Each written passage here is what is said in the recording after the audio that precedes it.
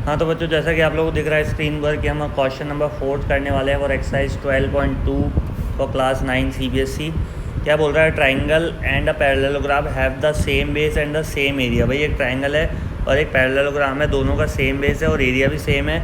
If the sides of the triangle are this and this and the parallelogram stands on the base of this. भाई parallelogram का base दे दिया और triangle जो था ना हमारा ट्राइंगल, उसकी तीनों साइड दे दिया। तीनों side they the, that means आप क्या कर सकते हो, हीरोन्स फार्मूला लगा के एरिया निकाल सकते हो। और इसमें जो पूछा है वो क्या पूछा, find the height of the parallelogram. तो आपको यहाँ दिखना है कि parallelogram stands on the base of this. तो आपको पता है पैरेललोग्राम का एरिया क्या होता है? क्या होता है भैया? Area of parallelogram base into height ही तो होता है। तो देखो इसने बेस तो यहाँ दे ही रखा है, हाइट हमसे पूछ रहा है और तीनों साइड दे रखी है। तो आपको इसमें जो सबसे पहला हिंट दिया है, क्या दिया है कि triangle and a parallelogram have the same base and the same area. अरे भाई दोनों का एरिया क्या है? सेम है। दैट मीन्स कि अगर हम ट्राइंगल का देखो, sides of a triangle is this and this, we use semi parameter, ये हमने सेमी पैरामीटर निकाल दिया और हीरोन्स फार्मूला से एरिया ऑफ अ ट्राइंगल क्या कर दिया हमने यहाँ पे निकाल दिया। और आपको पता है एरिया ऑफ अ ट्राइंगल अगर निकल गया, ये देखो निकल गया, पूरा सॉल्यूट करके बताऊंगा, टेंशन मतलब शॉर्ट में नहीं निपटा रहा हूँ। क्या बोल रहा है? Let the height of the parallelogram be h। Height इसने h मान ली और एरिया ऑफ पैरेललोग्राम क्या है? यहाँ पे देखो area of parallelogram and having same base and same height have equal areas बोल रखा है ऊपर क्वेश्चन में। तो एरिया ऑफ पैरेललोग्राम को किसके बराबर मान लिया इसने? एरिया ऑफ अ ट्राइंगल के। एरिया ऑफ ट्राइंगल हमने अभी ऊपर निकाला, उसका सॉल्यूशन अभी बताऊंगा। उससे पहले मैं जो चीज़ बताना चाह रहा हूँ ये है कि इसका फॉर्मूला होता है बेस इंटू हाइट। बेस हमें गिवन था ही, स्टार्टिंग में क्वेश्चन पे आ जाओ।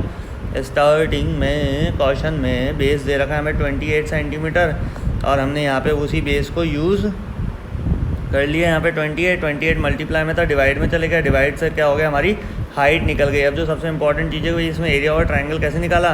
तो भाई लोगों वो क्वेश्चन तो करवा के थक चुका हूँ यार। हीरोन्स फार्मूला ने पूरा हीरो बना के छोड़ दिया है, समझ लो क्या। Sides of a triangle this this and this, ये सेमी पैरामीटर निकाल लिया। 42 माइनस 26, 42 माइनस 28, 42 माइनस 30। यहाँ पे क्या होगा? 42, 16, 14 और 12 आ गया। 42 में से 26 गया, इसमें से ये गया, इसमें से ये गया, ये तीनों नंबर आ गए। अब क्या करना है आपको? 42 का एलसीएम ले लेना, ये आ जाएगा 2 × 3 × 7, 7 3 21, 21 2 42। 16 के लिए 2 to the 4, 4 to the 8, 8 to the 16, ठीक है। 2 7 14, 2 3 6, 6 2 12। तो ऐसे करके पेयर बना देना।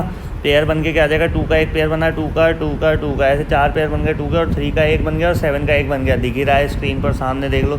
और इसमें एक चीज़ ध्यान रखना है कि इन क्वेश्चंस को लिख के प्रैक्टिस करा करो, जिससे आपके दिमाग में भी सेट हो। मैं तो लिख लेता हूँ, मेरी तो प्रैक्टिस हो जाती है, आप लोगों की नहीं होती फिर, है ना। फिर कहते हैं यार इतने वीडियोस देख लिए, ये सब कर लिया, उसके बाद भी नंबर नहीं आ रहे। तो भैया जब तक मेहनत नहीं करोगे, लिख के प्रैक्टिस नहीं करोगे, तब तक कहाँ से होगा। तो ये 336 क्या हो गया हमारा? ये आ गया area of triangle. Area of triangle को हमने क्या कर दिया? एरिया ऑफ पैरेललोग्राम के बगल में रख दिया, क्योंकि क्वेश्चन में गिवन था, हम अपनी मर्जी से कुछ नहीं कर रहे। और एरिया ऑफ पैरेललोग्राम का फॉर्मूला क्या होता है? बेस इंटू हाइट, जिसमें हाइट इसने पूछी थी और बेस हमें दे रखा था, बेस चले गया डिवाइड में और ये हमारी हाइट आ गई 12 centimetre. Hence the height of the parallelogram is 12 centimetre. तो इसी के साथ हम क्वेश्चन नंबर 50 भी स्टार्ट कर देते हैं। A rhombus shaped field has green grass for 18 cows to graze if each side of the rhombus is 30 meter and its longer diagonal is 48 meter. How much area of the grass field will each cow be getting? कितनी cause है भैया? 18 cause है, ध्यान रखना। तो देखो diagonals ने divide कर दिया रोम्बस को ABCD in the 2 congruent triangle of equal areas, क्योंकि आपको पता है यार स्क्वायर है ना। तो डायगनल क्या करता है? स्क्वायर का रोम्बस है, rhombus is just like a square, तो बीच में से काटता हुआ जा रहा है, इसलिए 2 इक्वल पार्ट्स में डिवाइड कर रहा है।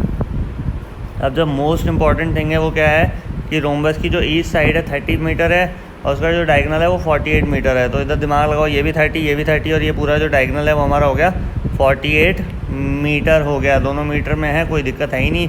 तो आपको क्या करना है? 30 + 30 + 48 क्या करना है? ये 30, ये 30, ये 48 पूरा ABD बन गया, ये ABD ट्राइंगल बन गया। इस ABD ट्राइंगल से आपको क्या करना है? हीरोन्स फार्मूला लगाकर 108 डिवाइडेड बाई 2 हो गया, 54 हो गया, 54 54 माइनस 30 54 माइनस 48। क्या करा? वही मैंने इन सब के एलसीएम लेके टुकड़े कर दिए और टुकड़े करके पेयर बना दिया। पेयर बन गया इन तीनों का। या आखिरी में 24 था हमारा उसका भी पेयर बन रहा था, इसलिए मैंने 24 के और एलसीएम ही लिया और टुकड़े नहीं किए, क्योंकि ऑलरेडी 24 का पेयर बन रहा है। 18 × 24 कितना हो गया? 432 हो गया। अब ये तो था एरिया ऑफ द फील्ड, कौन सा वाला? ABD। हाँ भाई ABD था। और आपको पता है इसका जो डायगोनल होता है ना वो 2 इक्वल पार्ट्स में डिवाइड करता है। ये ध्यान रखना है, प्रॉपर्टीज़ ही आप लोगों को आने वाले समय में जब आप पढ़ाई लिखाई करके पैसे वैसे कमाओगे तो आपकी प्रॉपर्टीज़ बनाओगे, समझ रहे हो। तो इसलिए थोड़ा ध्यान रखो इन प्रॉपर्टीज़ का। 2 मल्टीप्लाई बाय 432 कितना हो जाएगा हमारा 864 हो जाएगा, क्योंकि पूरे का निकालना है ना। और इसमें area of grass field which each cow will be getting, भाई सबको बांटना है ना। 18 गाय हैं और टोटल एरिया कितना निकला है 864। तो इसने क्वेश्चन में पूछा क्या था कि भाई प्रत्येक गाँव how much area of the grass field will each cow, each का मतलब एक का निकालना है, ईच काउ भी गेटिंग। तो आपको क्या करना है, आखिरी में 18 से डिवाइड कर देना है। तो 48 मीटर स्क्वायर एरिया क्या करेगी, प्रत्येक गाय चरेगी, समझ गए। हाँ, तो इसी के साथ क्वेश्चन नंबर 6 हम स्टार्ट करेंगे। An umbrella is made by stitching of 10 triangular pieces. हाँ भाई, एक अम्ब्रेला है वो 10 ट्रायंगुलर पीसेस, देखो 1 2 3 4 5 तो यहाँ है और 5 पीछे भी तो होंगे ना, तभी तो पूरा अम्ब्रेला बनेगा। या आधा अम्ब्रेला थोड़ा ना लेके जाओगे, बारिश में भीग जाओगे भाई।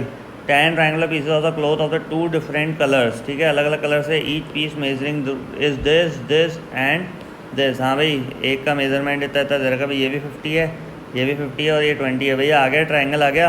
How much cloth of each colour is required for the umbrella. भाई ईच कलर मतलब दोनों साइड में भाई 5 पीस जो है ना अलग अलग कलर से हैं।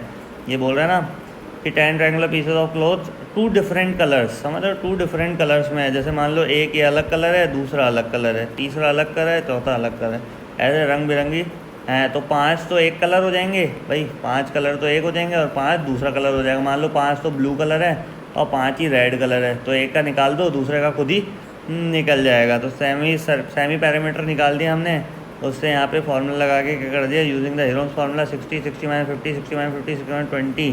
भाई पेयर बना के सब कुछ किया, लेकिन आखिरी में जो 2 और 3 अकेले रह गए, ये अंदर रूट में रख दिया इनको। अब आपको पता है हमें किसका निकालना है, सिर्फ 5 का निकालना है, क्योंकि एक के 5 का निकाल लोगे तो दूसरा तो खुद ही निकल जाएगा, क्योंकि मेज़रमेंट सेम है ना, मेज़रमेंट समझ रहे हो, नाप तोल क्या है एकदम बिल्कुल सेम है। तो आपने 5 का मल्टीप्लाई करके कितना निकाल दिया 1000√6 हमारा यहाँ पे आ गया, जो कि हमें ये बता रहा है कि भाई 1000√6 के हमें area of peace of the cloth 1 colour is this. भाई एक कलर का क्या है इतना है, तो दूसरे भी तो 5 ही पीस हैं, तो 5 पीस का दूसरा कितना होगा, उसका भी तो 1000√6 सेंटीमीटर स्क्वायर ही आएगा। तो आ गई ना बात समझ में, अभी 5 और 5 10 कलर है ना, इसलिए तो 5 ब्लू का भी 1000√6 आएगा सेंटीमीटर स्क्वायर में, और दूसरे वाले का भी 1000 सेंटीमीटर स्क्वायर √6 भी तो लिख दो भाई, वही आएगा। आगे बात समझ में। हाँ, तो इसी के साथ क्वेश्चन नंबर 7 था, kite in the shape of a square with a diagonal of 32 centimetre and an isosceles triangle of the base is 8 centimetre and the side is 6 centimetre, each is to be made of 3 different shades. तो एक चीज़ हमेशा ध्यान रखना है, इसमें जो बोला है उस पर बहुत इंपॉर्टेंट, आइसोसेलेस ट्रायंगल बोला है, तो भैया ट्रायंगल तो ये नीचे ही बन रहा है, इस वाले ट्रायंगल की बात कर रहा है, इन वाले ट्रायंगल को मत ले लेना। अब आपको पता है चारों साइड इसमें इक्वल है, स्क्वायर बोल रखा है, दैट मीन्स कि यहाँ पे 90 डिग्री बन रहा होगा, और 90 डिग्री बन रहा है मतलब या तो इसको परपेंडिकुलर मान लो, इसको बेस मान लो, या फिर इसको अगर परपेंडिकुलर मानते हो तो इसको बेस मानना पड़ेगा आपको। तो हम इसमें क्या लगा सकते हैं भैया, इसका जो डायगोनल हमें गिवन है, ये हमें दोनों गिवन नहीं है, तो इसको ए का स्क्वायर लिख सकते हैं, ए का स्क्वायर प्लस ए का स्क्वायर इक्वल्स टू 32 का स्क्वायर, समझ गए ना। हाइपोटेनियस का स्क्वायर इक्वल्स टू परपेंडिकुलर का स्क्वायर प्लस बेस का स्क्वायर लिख सकते हैं इसको। तो ये कितना हो गया भाई, 2a का स्क्वायर हो गया इक्वल्स टू में 32 मल्टीप्लाई बाय 32 हो गया, a का स्क्वायर इक्वल्स टू कितना आ गया 32 मल्टीप्लाई 32, 2 मल्टीप्लाई में था यहाँ पर डिवाइड में आ गया, कितना हो गया 16 multiply, a square equals to हो गया 16 मल्टीप्लाई बाय 32, 32 को 16 से मल्टीप्लाई करके देख लेना कितना आ जाएगा, a स्क्वायर इक्वल्स टू 512। अब देखो इसका स्क्वायर रूट क्यों नहीं किया, इसका रीज़न समझना, क्योंकि हमें इस पूरे स्क्वायर का एरिया ही तो निकालना है, और इस पूरे स्क्वायर का एरिया क्या है भाई, साइड इंटू साइड है, मतलब साइड कितनी तरह की है, हाँ भाई साइड कितनी तरह की, a इंटू ए, और a इंटू ए स्क्वायर का तो हमारा आंसर आ ही गया ना, इसलिए हम इसको सीधे 512 सेंटीमीटर स्क्वायर ही रखेंगे, इसको हम चेंज नहीं करने वाले। लेकिन इसमें पूछा है कि भाई 3 शेप में है, kite is in the shape of a square with a diagonal of this and isosceles triangle this and this in each to be made of 3 different shades. हाँ भाई 3 डिफरेंट शेड्स हैं, कौन कौन सी, कि इसमें अलग शेड है, इस वाले में अलग है, और इसमें अलग है, समझ गए, तीनों में अलग अलग शेड है, 3 डिफरेंट शेड से मिलकर काइट बनी हुई है। तो अगर हम बात करें भाई ये पूरा तो किसका है, ये पूरा किसका है 512, ये पूरे इस स्क्वायर का है, पूरे स्क्वायर को तो 2 पार्ट्स में डिवाइड कर दें, 2 से डिवाइड कर दें 512 को। हाँ भाई यही करना पड़ेगा, 2 से ही हमें क्या करना होगा, डिवाइड करना होगा। तो हमारा एक पार्ट कितना आ जाएगा, 512 को अगर हम 2 से डिवाइड कर देंगे तो आ जाएगा हमारा 256 सेंटीमीटर स्क्वायर।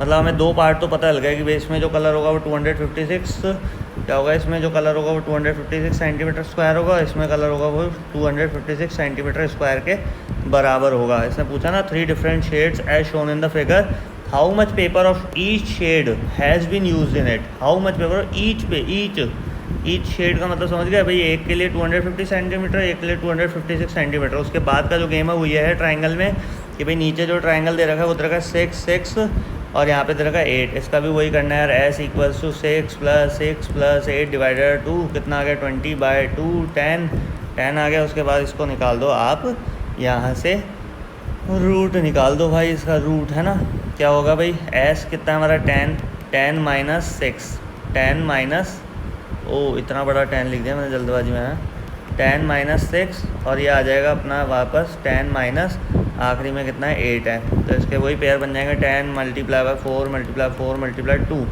तो इसके पेयर बना लो भाई, 2 × 5 × 4 का तो पेयर बना हुआ ही है ना, 4 दो बार मल्टीप्लाई लगा दिया मैंने, 4 × 4 × 2 4 का पेयर बन गया, 2 का बन गया, 5 अकेला रह गया, कितना हो जाएगा 2 × 4 रूट में 5 2 4 8 √5 हमारा यहाँ पे क्या आ जाएगा, इसका वैल्यू आ जाएगी। अब √5 की वैल्यू निकाल लो ज़्यादा से ज़्यादा आप, है ना, क्योंकि √5 की वैल्यू आपको निकालनी पड़ेगी। तो इसमें आ जाएगी, निकाल के देखना 8 × जो भी आंसर आएगा, मैं डायरेक्ट आंसर लिख रहा हूँ। अगर फिर भी किसी को √5 की वैल्यू नहीं निकालनी आती है तो कमेंट सेक्शन में ज़रूर डालो, तो मैं उससे सिखा दूँगा। मैं पहले भी पॉइंट्स वाले रूट निकालना बता चुका हूँ। फिर भी अगर किसी को प्रॉब्लम आ रही हो तो कमेंट सेक्शन में ज़रूर डालो, जिससे कि मैं ये √5 और √6 की वैल्यू भी आपको, जो इससे पहले वाले क्वेश्चन में भी था √6, एक क्वेश्चन में आया था अभी √6 की वैल्यू, तो वो भी मैं आपको निकाल के बता दूँ। तो इसी तरीके से लगे रहो। हीरोज़ फार्मूला कोई बहुत बड़ा टिपिकल गेम है नहीं, उसको हीरो मत बनने दो, खुद इसको पढ़ाई कर लो इसकी, तो खुद हीरो बन जाओ, समझ लो। राधे राधे।